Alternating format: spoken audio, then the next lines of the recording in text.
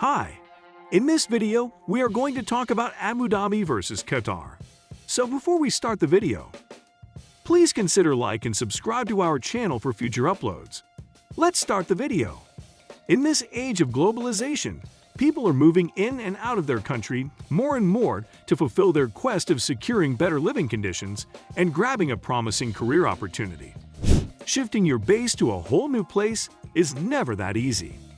If your next destination is the Middle East, then Abu Dhabi or Qatar has already caught your attention. Weather. Abu Dhabi and Qatar are not far from each other, and both these places are nestled on the same side of the Persian Gulf.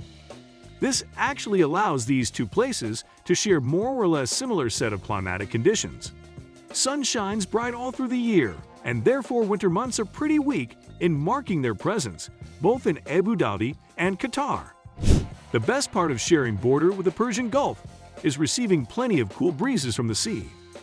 This is the primary reason that you see a significant drop in the temperature as soon as the sun disappears.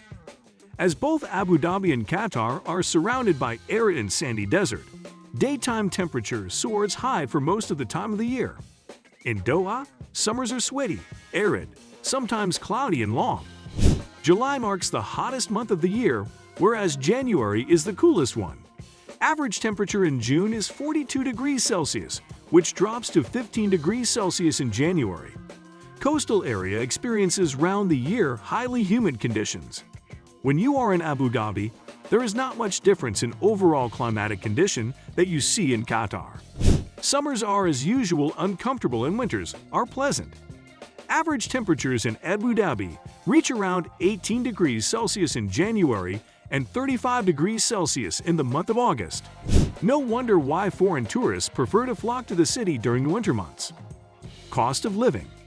If you compare the cost of living in these cities, it might be quite surprising for you to see that both Abu Dhabi and Doha, capital of Qatar, offer exceptionally good standard of living at a much cheaper rate. Although both these cities are known for the luxury lifestyle, groundbreaking technology, and matchless architecture, that doesn't inflate the cost of living here. Living in Abu Dhabi or Doha is less expensive than any other major cosmopolitan giants like London, New York, or Sydney. If you choose Doha to live, then your cost of living will go down further compared to Abu Dhabi. You have to shell out approximately AED 21,000 per month in Abu Dhabi to enjoy a decent living standard, and you will need around AED 17,250 per month in Doha to maintain the similar living standard. Both the expenses include average rental costs.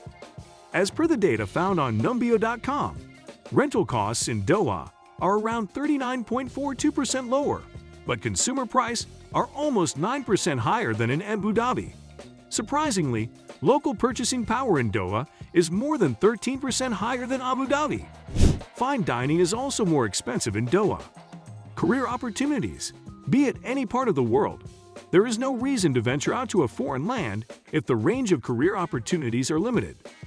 Thankfully, both Abu Dhabi and Qatar come with a variety of job sectors, creating amazing scope of new employment.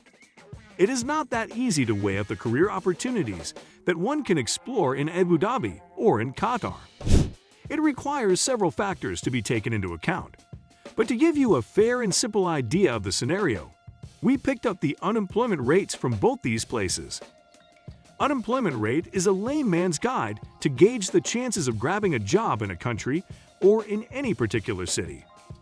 We are deliberately avoiding the data from 2020 because the year was badly hit by coronavirus pandemic situations. Things to do. Leaving your native place and moving to a new city is a tough decision to take and tiresome job to execute. People look for diversion to get accustomed with a new place, new culture, and a completely new vibe. Thankfully, both Abu Dhabi and Qatar has got plenty of things to do and see around. But which place offer more and better in this category?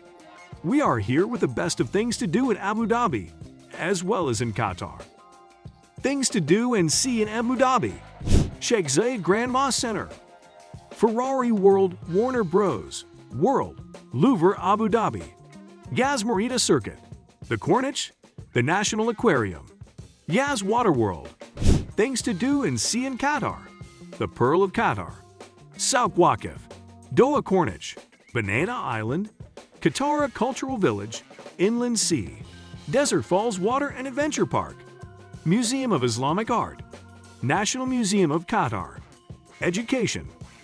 When you are migrating to a different country or a city with kids, it may give you a tough time to secure quality education for them if you don't have any prior knowledge about the education system in your new base. The biggest downside of living in Abu Dhabi is non-UAE residents need to pay school fees for their children, whereas UAE residents can enjoy free schooling for their kids. Abu Dhabi's education system consists of both public and private schooling. Overall standard of the schools is very high here. On the other hand, schooling in Qatar is free, irrespective of your kid's passport. The Qatari education system is working hard towards adopting a more modern and Western approach to schooling, but still there are lots to improve. Schools teaching only in Arabic are common in Qatar. Population density. If you hate to move into a city which is crowded and chaotic, then both Abu Dhabi and Qatar can be your savior.